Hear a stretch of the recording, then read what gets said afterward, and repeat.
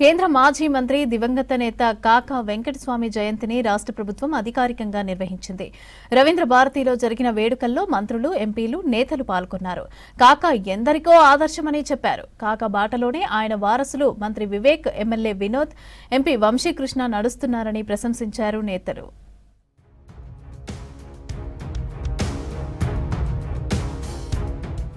కేంద్ర మాజీ మంత్రి దివంగత నేత కాకా వెంకటస్వామి నిరంతరం కార్మికుల గురించే ఆలోచించేవారన్నారు మంత్రి వివేక్ వెంకటస్వామి. కాంగ్రెస్ లో కాకా అంచెలంచెలుగా ఎదిగారని చెప్పారు. వైఎస్ఆర్తో మాట్లాడి ప్రాణహిత చేవెళ్ల ప్రాజెక్టు మంజూరు చేయించారన్నారు.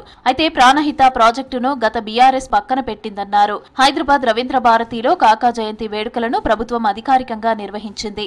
ఈ వేడుకల్లో మంత్రులు, ప్రజాప్రతినిధులు, పార్టీ నేతలు, అభిమానులు భారీగా పాల్గొన్నారు.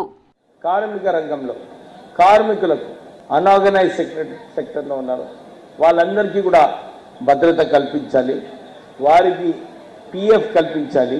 ఇవన్నీ కూడా వారు లేబర్ మంత్రిగా ఉన్నప్పుడు ఇవన్నీ చట్టాలు తీసుకురావడం జరిగింది. ఈరోజు ప్రైవేట్ రంగంలో కూడా అందరు కూడా మెచ్చుకుంటున్నారు. ఇంత మంచి పథకము వెంకటస్వామి గారు తీసుకొచ్చారు, మాకు అందరికీ కూడా లాభం ఉందని చెప్పి అందరు కూడా ఈరోజు గుర్తించుకుంటున్నారు. గాంధీ కుటుంబంతో కాకాకు మంచి అనుబంధం ఉందన్నారు ఎమ్మెల్యే వినోద్ కుమార్. కాకా పుణ్యం వల్లే ఒకే ఫ్యామిలీలో ముగ్గురం గెలిచామని చెప్పారు. అంబేద్కర్ ఆలోచనల మేరకు కాకా అంబేద్కర్ విద్యా సంస్థలను నెలకొల్పారన్నారు. ఎవరైనా కానీ ఏం మాట్లాడినా ఆయన 2 సెకండ్ల క్యాచ్ చేసుకుంటుండే. ఒక వ్యక్తిది వచ్చి మాట్లాడినప్పుడు ఎందుకు వస్తుండు, రూమ్లో కాలు ఎందుకు పెడుతుండే, వాని ఇష్టమేంది, ఏం చేయదలుచుకున్నాడు, వానికి ఏం కావాలనో అంత ఫ్యూచర్ ఐసైట్ ఉండే ఆయనకు. అది మాకు రానికే జర టైం పడుతుంది, కానీ we are still learning. We want to learn what best he has taught us. Political గా మేమైనా కానీ కాంగ్రెస్ పార్టీ అయినా కానీ ఆయన ఇచ్చిన భిక్ష మాకు, ఆ భిక్షకెళ్ళి పైకి రానికి కూడా పూర్తిగా ప్రయత్నిస్తున్నాము. పెద్దలు రేవంత్ రెడ్డి గారు, సోనియమ్మ తల్లి, మల్లికార్జున్ ఖర్గే అంకల్, రాహుల్ గాంధీ గారు మా నాయన మీద ఉన్న ప్రేమ, అది ఇచ్చినందుకే ఒక కుటుంబంలో ముగ్గురికి దొరికిన అవకాశం. కాకా వెంకటస్వామి పేద కుటుంబంలో జన్మించి రాజకీయంగా అత్యున్నత స్థాయికి ఎదిగారన్నారు మంత్రి జూపల్లి కృష్ణారావు. తెలంగాణ సాధన కోసం కృషి చేశారని చెప్పారు. దళితులు, బహుజనుల అభివృద్ధి కోసం తప్పించిన మహానేత కాకా అని గుర్తు చేశారు మంత్రి జూపల్లి. అంబేద్కర్ గారి యొక్క ఆలోచన విధానాన్ని, వారి యొక్క జీవన విధానాన్ని, వారి యొక్క అంటే జీవితంలో వారు పాటించినటువంటి వ్యక్తి. అంతేకాకుండా నిత్యం కూడా ప్రజల పక్షం, దళితులు, దళితులతో పాటుగా బహుజన సమస్యల కోసం, న్యాయం కోసం, సమానత్వం కోసం పోరాటం చేసిన వ్యక్తి. సమాజంలో మార్పు తేవాలి, అందరూ కూడా సమానంగా గౌరవంగా బతకాలని ఒక తపనతో పనిచేసిన వ్యక్తి. కాకా చేసిన పనులు, సేవ గుర్తు చేసుకుంటే స్ఫూర్తి కలుగుతుందన్నారు ఎంపీలు గడ్డం వంశీకృష్ణ, ఎంపీ అనిల్ కుమార్ యాదవ్.